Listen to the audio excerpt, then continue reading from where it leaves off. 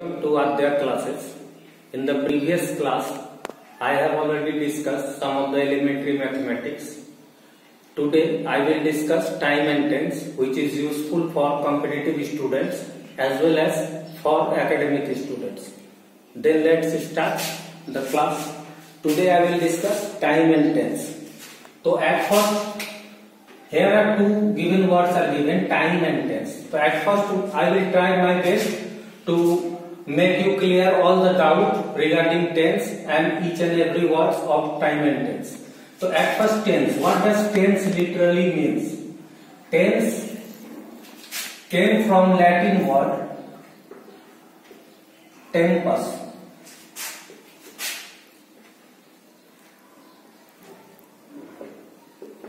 which means time. Then when tense literally means time, so why the chapter is given as time and tense? This is the matter of consideration. Time and tense. तो सबसे पहले हम लोग देखेंगे जो time क्या होता है और टेंस क्या होता है। अगर टेंस का वास्तविक अर्थ टाइम ही होता तो present tense is equal to present time होता।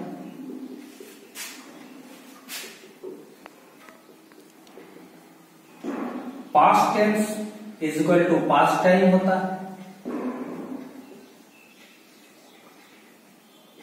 और फ्यूचर टेंस का मतलब फ्यूचर टाइम।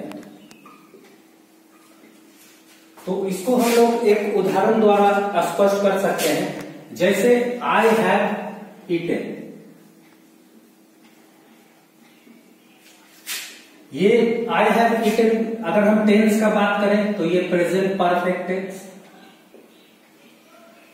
लेकिन टाइम कब का शो कर रहा है? Past time.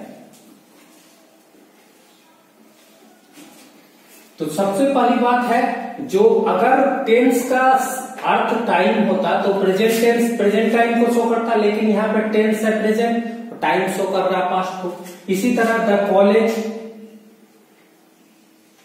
resumes from tomorrow, ये कौन सा टेंस है? ये है सिंपल प्रेजेंट, पर टाइम शो कर रहा है फ्यूचर टाइम को शो कर रहा है। तो इन दो सेंटेंस से स्पष्ट हो गया, it is quite clear, crystal clear that tense is not literally only literally means time, but tense and time there are lot of difference between time and tense. Now I discuss the difference between time and tense. So far as time is concerned, it is a universal concept. It means it does not depend on language. ये भाषा से स्वतंत्र होता है, क्योंकि time का अर्थ हिंदी में भी वही होता है जो इंग्लिश में होता है, वही बांग्ला में होता है समय। It may vary according to geographical condition, but as far as language is concerned, it is free from language. और so far as tense is concerned, it tells about time and completion of a action. तो tense का बात करेंगे तो ये पूरा पूरी एक क्या है? ग्रामेटिकल वर्ड है, और टाइम क्या है? एक नॉन ग्रामेटिकल वर्ड है। तो टेंस ग्रामेटिकल वर्ड है और दूसरा it depends on language and it may vary language to language.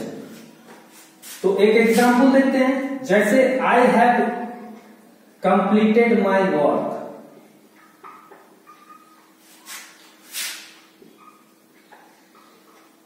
और इसी को लिखेंगे जो मैंने अपना कार्य समाप्त कर लिया है।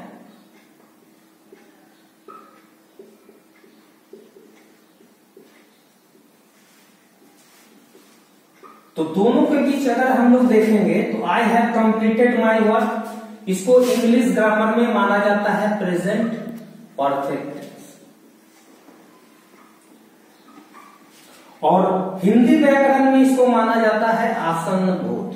जो काम अभी अभी समाप्त हुआ है उसको आसन्न भूत। तो ऐसा क्यों होता है? जो इंग्लिश ग्रामर में ये क्या होता है? प्रेजेंट टेंस होता है, और हिंदी व्याकरण में ये क्या होता है? पास्ट टेंस होता है। तो दोनों के पीछे का लॉजिक क्या है? तो हिंदी व्याकरण का ये मानना है जो काम समाप्त हो चुका है, चाहे वो अभी अभी समाप्त हुआ हो या बहुत पहले समाप्त हुआ हो, उसको हम लोग पास्ट टेंस मानते हैं, भूतकाल मानते हैं। लेकिन इंग्लिश व्याकरण का ये मानना है जो कार्य अभी अभी समाप्त हुआ है उसका प्रभाव वर्तमान में कायम है। Its effect exist on the present, that's why it is considered as a present tense. तो this is difference between time and tense. देखेंगे जो टाइम एंड टेंस का डिफरेंस हम लोग ऑलरेडी डिस्कस कर चुके हैं। अब सामने आता है जो दो तरह का टेंस, वर्ब का फॉर्मेट ऑफ वर्ब, इसको समझना थोड़ा जरूरी है। तो वर्ब का दो रूप होता है, एक होता है फाइनाइट और दूसरा होता है नॉन फाइनाइट। तो फाइनाइट वर्ब का क्या मतलब होता है? Which changes according to subject. Verb का वो रूप जो सब्जेक्ट के अनुसार बदलता है। जिस तरह हम लोग टेंस में पढ़ते हैं 5 तरह का वर्ब का स्वरूप होता है, V1, V2, V3, V4, V5। लेकिन दूसरा जो रूप है वर्ब का वो होता है नॉन फाइनाइट, मतलब ये does not change according to subject. तो इसके बारे में हम लोग बाद में डिस्कस करेंगे, does not change according to subject. तो इसमें क्या क्या होता है? 3 चीजें होता है, इन्फिनिट, दूसरा होता है जेरंट और तीसरा होता है पार्टिसिपल। तो इस पर हम लोग बाद में डिस्कस करेंगे। जो वर्ब का जो फॉर्मेट सब्जेक्ट के अनुसार नहीं बदलता है उसको हम लोग नॉन फाइनाइट कहते हैं, और जो रूप बदलता है उसको हम लोग क्या कहते हैं? फाइनाइट कहते हैं। तो फाइनाइट वर्ब का 5 तरह का रूप होता है। अब हम लोग डिस्कस करेंगे ये पांचों रूप के बारे में, जो क्या क्या होता है, V1, V2, V3, V4 and V5। 5 forms of the verb. V1. What is V1? It is original form of verb. What does it mean? Original form. तो सब्जेक्ट और वर्ब एग्रीमेंट, ये क्या है? सब्जेक्ट और वर्ब में क्या agreement हुआ? Subject और वर्ब में ये एग्रीमेंट हुआ, अगर सब्जेक्ट सिंगुलर होगा तो वर्ब भी सिंगुलर होगा, और अगर सब्जेक्ट प्लूरल होगा तो वर्ब भी प्लूरल होगा। तो अब हम लोग देखते हैं, एक सेंटेंस लेते हैं, ही प्लेज, दे प्ले। तो इन दो सेंटेंस को देखने के अनुसार अभी हम लोग सब्जेक्ट वर्ब एग्रीमेंट में सिंगुलर के साथ सिंगुलर वर्ब, प्लूरल सब्जेक्ट के साथ प्लूरल वर्ब का यूज होता है। तो ही के साथ प्लेस का यूज हुआ, ही है सिंगुलर, यानी प्लेस क्या हो गया? सिंगुलर हो गया। दे क्या है? प्लूरल है, यानी प्ले क्या हो गया? प्लूरल हो गया। Now the matter of concern is which of the following, play और plays, which is original form? तो प्ले इज ओरिजिनल फॉर्म और इसमें एस जोड़कर प्लेज बनाया जाता है। यानी इससे हम लोग को ये पता चलता है जो वर्ब का बेसिक स्वरूप क्या है, वर्ब का ओरिजिनल फॉर्म क्या है? They are plural in number. समझ में आएगा? Plural in number. फिर से एक बार बताते हैं, जो ही के साथ प्लेज होता है, दे के साथ प्ले होता है, लेकिन प्ले ओरिजिनल टर्म है और उसमें एस जोड़कर क्या होता है? उसको एस जोड़कर प्लेज बनाया जाता है। तो वर्ब का बेसिक स्वरूप क्या हो गया? प्लूरल हो गया। लेकिन नाउन का just as far as noun is concern, जिस तरह बॉय, बॉय से बॉयज बना, तो बॉय सिंगुलर है और बॉयज क्या है? प्लूरल है। तो कहने का मतलब क्या है? It means that so far as noun is concern it is singular in nature and when S is added it becomes plural. और so far as play is concern, verb is concern, it is plural in nature and when S is added to it, it becomes singular. Second one is first one is verb का original form plural in number, और tense में कौन सा tense होता है, तो present tense होता है। तो V1 क्या है, ओरिजिनल फॉर्म है, नेचर क्या है, प्लूरल है और प्रेजेंट टेंस है। V2 क्या है, पास्ट फॉर्मेट, चूंकि ये प्रेजेंट फॉर्मेट है तो ये V2 क्या है, पास्ट फॉर्मेट। V3 क्या है, पास्ट पार्टिसिपल। V4 क्या है, प्रेजेंट पार्टिसिपल। और V5 चूंकि ये प्लूरल है तो इसी का सिंगुलर रूप क्या है, थर्ड पर्सन सिंगुलर फॉर्म क्या है, V5। तो हम लोग V1 क्लियर हो गए, V2 क्लियर हो गए, V5 क्लियर हो गए। लेकिन अभी जो ये दोनों पर है हम लोग इस पर ज्यादा ध्यान नहीं देते, सिर्फ रट लेते हैं। जो past participle, then I will ask you the what is participle. तो this term is necessary to be clear. तो what is participle?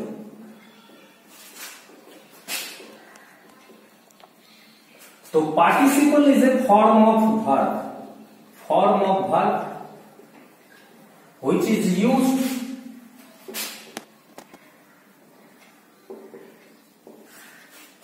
as a verb as well as a adjective। यानी पार्टिसिपल वर्ब का वो रूप होता है जिसका इस्तेमाल वर्ब के तरह तो होता ही है, साथ में उसका इस्तेमाल एडजेक्टिव के तरह भी हो सकता है। एक उदाहरण लेते हैं हम लोग। तो उदाहरण लेते हैं तो इसमें क्या है, जिस तरह I have broken my glass, और I saw a broken glass. तो ब्रोकन शब्द का यूज दो तरीके से हुआ है। तो कहने का मतलब क्या है, ब्रोकन यहां पर क्या है, I have broken, subject, auxiliary verb, principal verb, object. यहां पर क्या है, सब्जेक्ट, प्रिंसिपल वर्ब, पूरा ऑब्जेक्ट। ऑब्जेक्ट में क्या है, ग्लास है, नाउन। और कैसा ग्लास है, तो ब्रोकन ग्लास। तो नाउन के पहले आकर नाउन के बारे में कुछ भी अर्थ जोड़े उसको हम लोग क्या कहते हैं, एडजेक्टिव। यानी ये वाला रूप ब्रोकन का क्या हो गया, वर्ब के तरह, और ये वाला रूप क्या हो गया, एडजेक्टिव के तरह। तो हम लोग पार्टिसिपल का मतलब क्या होगा, जो form of the verb which is used as a verb as well as an adjective. तो I have broken my glass, here broken is verb, और here broken is acts like a adjective. Now some of the verbs they have two V3 formats, like drink, drunk, and drunken, and a star mark is given with the drunken. What does it mean? Means some verbs have two V3 formats. One is used as a verb, it is used as a verb, and it is used as an adjective. So far as broken is concerned, both have singular form. So far as drunk is concerned, it has two forms. Drink, there are two V3 format. It is used as a verb and it is used as an adjective. I have drunk a glass of water. I saw a drunken man. Clear? Now we take an example of present participle.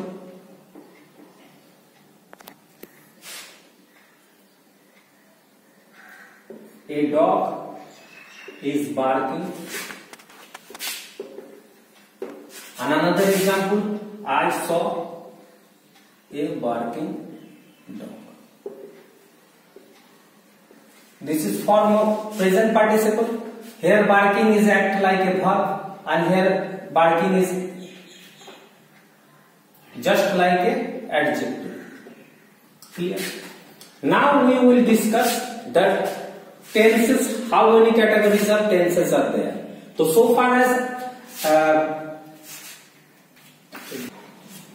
अब हम लोग थोड़ा सा हिंदी व्याकरण और English व्याकरण के बीच तुलना करते हैं। तो वर्ब का स्वरूप में हम लोग जानते हैं, हम लोग को पढ़ाया गया है, ता है, ते है, ती है, तो ये क्या होता है, प्रेजेंट है। और गा गे गी क्या है, फ्यूचर का फॉर्मेट है। रहेगा, रहेंगे, रहेगी, तो ये क्या है, फ्यूचर का फॉर्मेट है। तो हिंदी व्याकरण में हम लोग देखते हैं है और था में क्या होता है हो गया प्रेजेंट, था हो गया क्या पास्ट, और गा गे गी क्या हो गया फ्यूचर टेंस। लेकिन इंग्लिश में जो अभी हमने 5 फॉर्म का वर्ब दिखाया, तो ये जो उसमें क्या था, प्ले था प्रेजेंट फॉर्म, प्लेड क्या है पास्ट फॉर्म। लेकिन there is no future format of play, कोई भी वर्ब का फ्यूचर फॉर्मेट नहीं होता है। तो फ्यूचर बनाते कैसे हम लोग, शैल और विल का हेल्प लेकर बनाते हैं। यानी there is no future terms, there is no future format of a verb. That's why modern English grammar, according to modern English grammar, there are only 2 type of tense, that is past tense and present tense. They reject the theory of future tense. According to modern English grammar, so far as Thompson and Martinez in his grammar book he has written there are only 2 type of tense. But so far as traditional English grammar is concerned, we are taking 3 type of tense, that is past, present and future. Now we will discuss each category of tense. Each tense has 4 categories. Simple और पहला simple और indefinite, second one is imperfect और continuous, and in some of the books it is given as progressive. Third one is perfect and perfect continuous. So what do you mean by simple or what do you mean by indefinite? Why is it is named as simple or indefinite tense? So first one is the simple form of sentence is subject plus verb, and if the verb is transitive it is subject plus verb plus object. It means it is the simple form of sentence, that's why it is called as simple tense. Or why it is given as indefinite?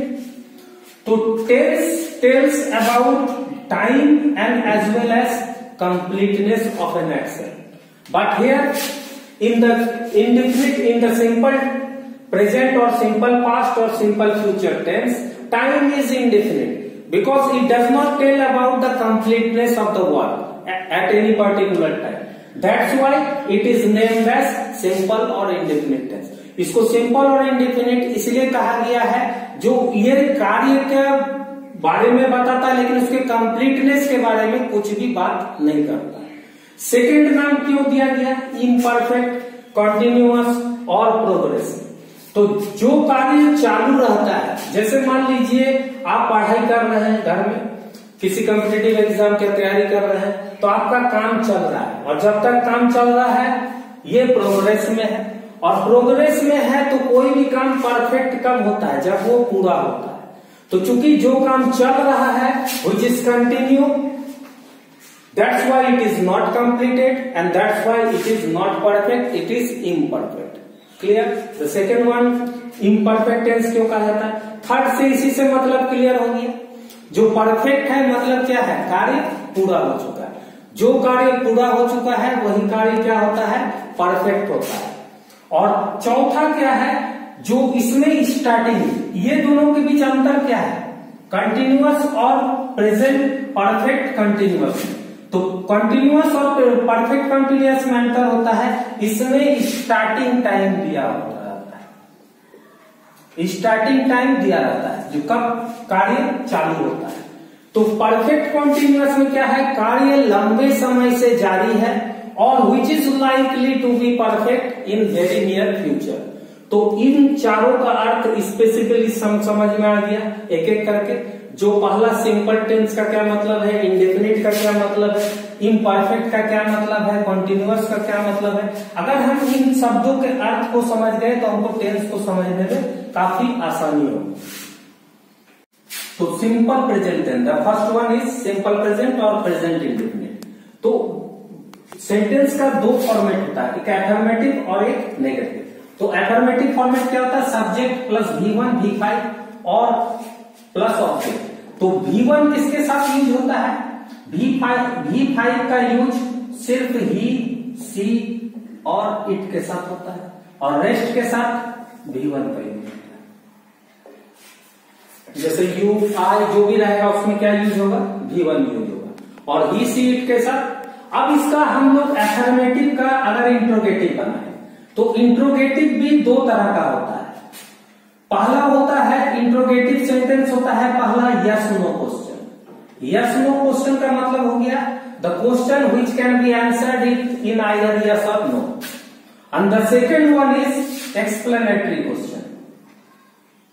Explanatory question you cannot answer it in yes or no, then you have to explain the answer.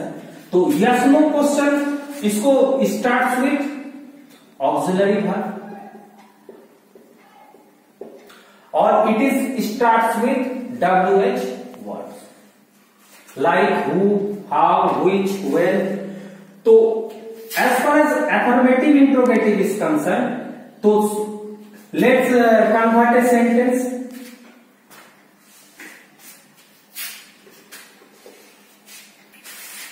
He plays cricket.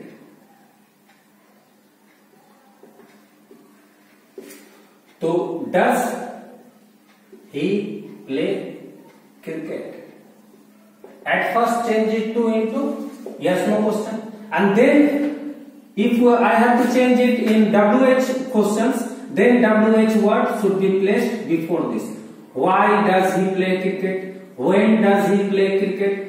जो भी WH word जोड़ना है इसके पहले जोड़ देंगे तो मेरा सेंटेंस बन जाएगा। उसी तरह का नेगेटिव में भी आता है। नेगेटिव में आता है see subject plus do does plus not plus V1 plus object. तो यहां पर ऑलवेज V1 होता है, यहां पर V5 नहीं होता है, क्योंकि V5 का फोर्स डज में आ जाता है। और इसी को नेगेटिव बनाते हैं तो नेगेटिव बनाने का फॉर्मेट यह है। इसी को अगर हम लोग बनाए do does he does not play cricket।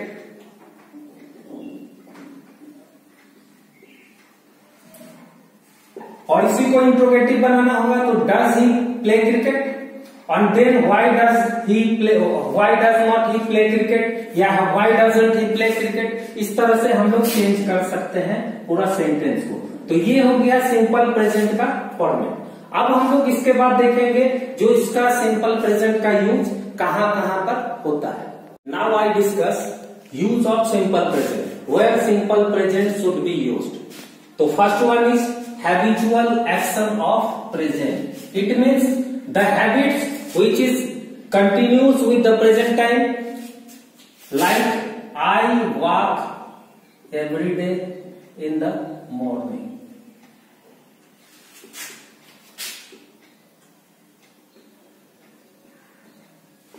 The second one is universal truth, scientific truth, notion of truth।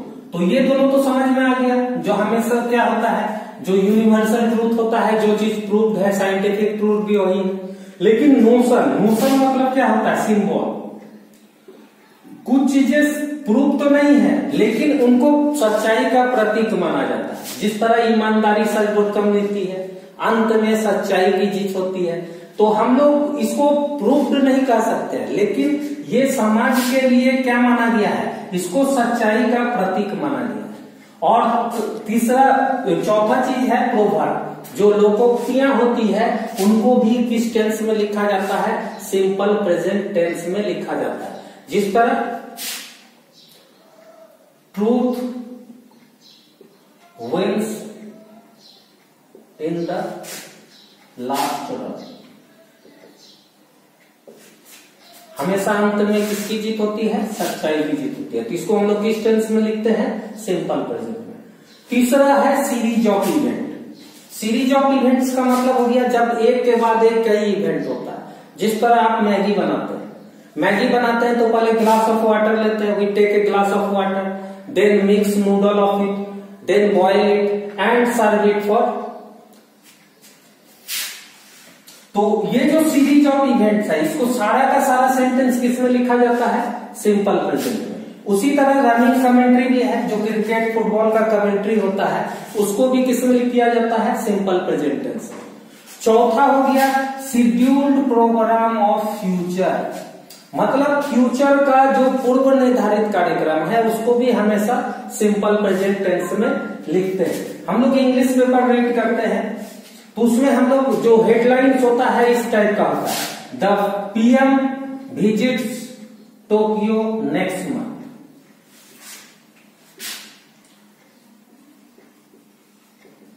Time कब का है? Next month, future. लेकिन कौन सा सेंटेंस यूज कर रहे हैं हम लोग? Simple present. क्यों यूज कर रहे हैं? क्योंकि ये कार्यक्रम पूर्व निर्धारित होता है। इसी तरह का पेपर का इंडिया फेसेस पाकिस्तान टुमारो,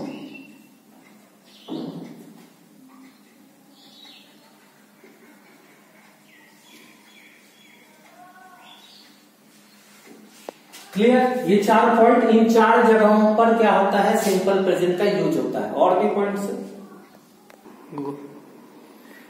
5वां पॉइंट है जो सिंपल प्रेजेंट का यूज कहां पर होता है, तो इंग्लिश में ये होता है जो future tense is never use twice in a sentence. Future tense twice use कभी नहीं होता है। तो क्या करते हैं हम लोग? तो फ्यूचर टेंस के रिपीटेशन को रोकने के लिए the part of the sentence it starts with as soon as long as, what, when, whatever, whenever and if. The parts of the sentence starts with these words should be expressed in simple present tense. Suppose that I shall come to your home if you call me. If से start हुआ ये वाला part simple present में। जबकि अगर ये परीक्षा में बहुत ज्यादा पूछता है I shall come to your home if you will call me, तो ये कभी भी शैल और विल का इस्तेमाल एक सेंटेंस में 2 बार नहीं होता है। To avoid the repetition simple present form is used. तो in which of the parts start with these words, I shall say whatever you like. Clear? The second tense is present continuous, which is continuous, which is not completed, that is not perfect, that's why it is imperfect and progressive. अब जो है हम लोग इस पर format क्या होता है? Subject plus is am plus V4 plus object, such as I am playing cricket. Use कहां होता है इसका? तो फॉर टेम्पोररी हैबिट्स, जैसे nowadays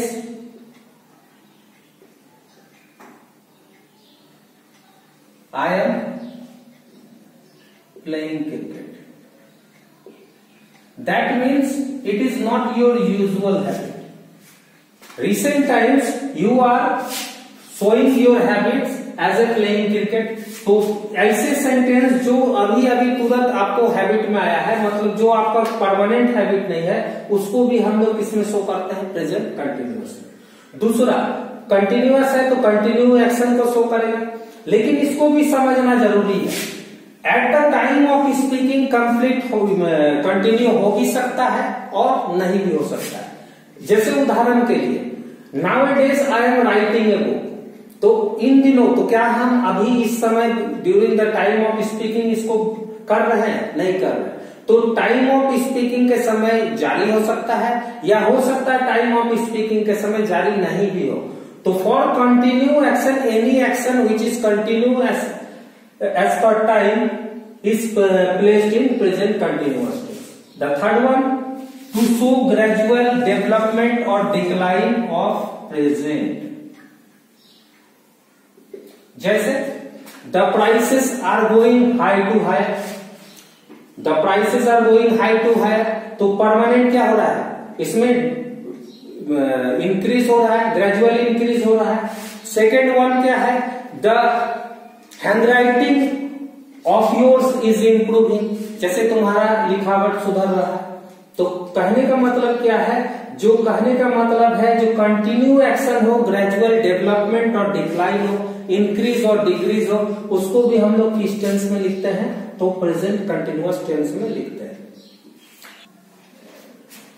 now present perfect tense, subject plus has or plus V3 plus object.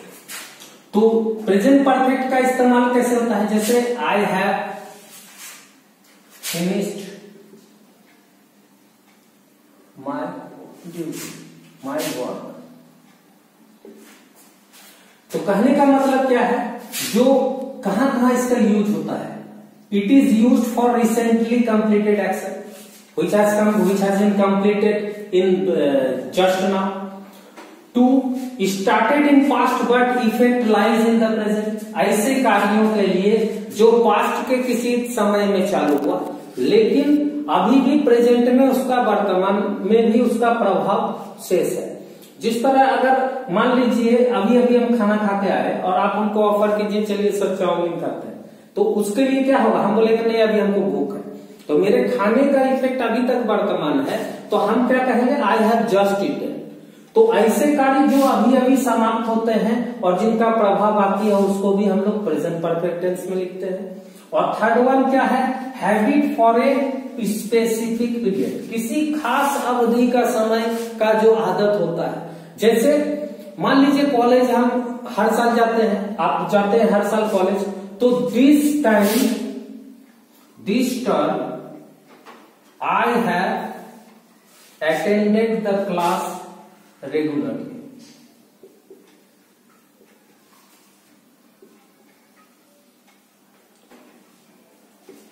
तो हम लोग देखते हैं जो इस टर्म के लिए स्पेसिफिक पीरियड ऑफ टाइम के लिए जो हैबिट होता है उसको भी हम लोग किसमें लिखते हैं, प्रेजेंट परफेक्ट टेंस में लिखते हैं। Fourth tense is present perfect continuous tense. Present perfect continuous tense में क्या है, subject plus has have plus being plus V4 plus object since oblique for और प्लस टाइम।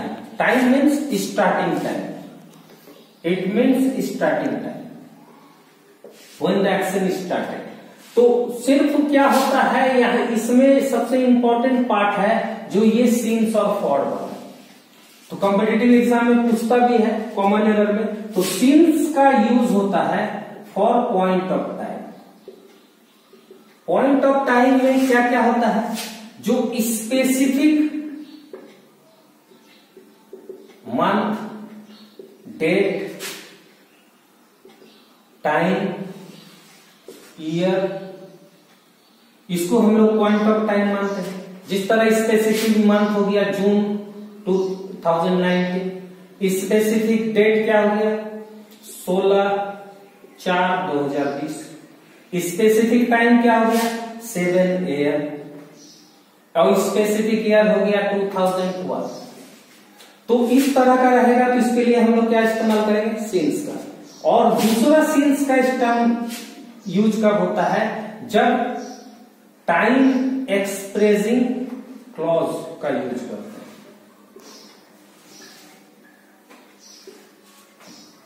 तो टाइम एक्सप्रेसिंग क्लॉज का मतलब क्या होता है, ऐसा क्लॉज एग्जैक्टली टाइम नहीं दिया हुआ रहेगा, टाइम एक्सप्रेसिंग क्लॉज दिया हुआ रहेगा, और ये क्लॉज हमेशा क्या होना चाहिए, पास्ट टेंस में होना चाहिए। It should always be in past tense. Suppose that I have been teaching since you were 4 years old। हम कब से पढ़ा रहे हैं, I have been teaching कब से, तो जब तुम 4 साल के थे। तो कहने का मतलब देखिए यहाँ पर where का जो कॉमन एरर आता है, यहाँ पर where के जगह पर are का यूज करते हैं। तो जो भी टाइम एक्सप्रेसिव क्लॉज होगा उसमें क्या होगा, ये ऑलवेज पास्ट टेंस में होना चाहिए। और फॉर का टाइम होता है period of time. Period of time का मतलब जो कोई स्पेसिफिक टाइम नहीं दिया रहेगा, एक पीरियड, जैसे 6 hour, 7 weeks, 5 days, these are period of time. So today I have discussed all kinds of present tense in this video. I think you liked this video. If you like, then I will come with another video for past tense and future tense. Then I will come for past tense and future tense. So now this time lockdown is going on till 3rd May. So stay at home and be safe. Study regularly and all the best for next classes. Thank you very much for joining us. Thank you.